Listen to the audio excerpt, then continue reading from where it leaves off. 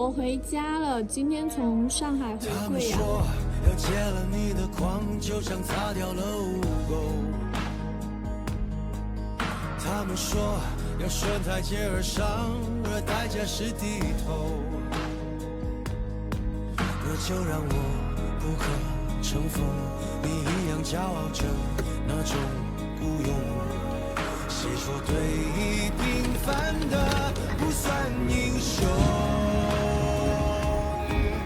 爱你孤身走暗巷，爱你不跪的模样，爱你对峙过绝望，不肯哭一场，爱你破烂的衣裳，却敢堵命运的枪，爱你和我那么像，缺口都一样，是吗？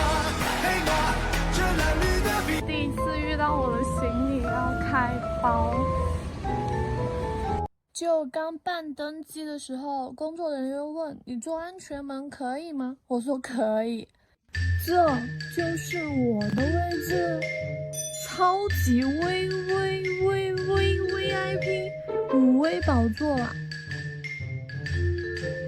哎，我这无处安放的脚，可如何是好？下次要是还遇到这种位置，我该拒绝呢，还是接受呢？在线等。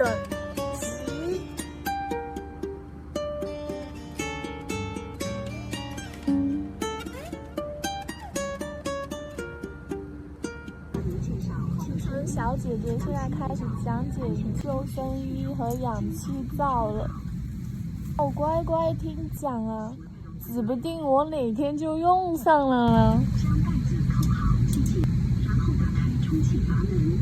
充气不足时，可将救生衣效果的2个人工充气管拉出，用嘴向里吹气。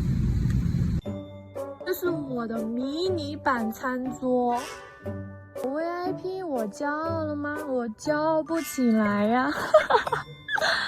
再看看别人的，飞机上的饭菜就不用我说了吧，大家都心知肚明哈。然后工作人员那时候还问了我，需要安排靠窗的位置吗？我说可以。好了，这是我的窗，惊不惊喜？迷人又迷你，堪称豪华观空窗，很 nice。你还在等什么？赶紧点赞啊 Later， 我到了。今天的贵阳飘着毛毛细雨，真他喵的冷。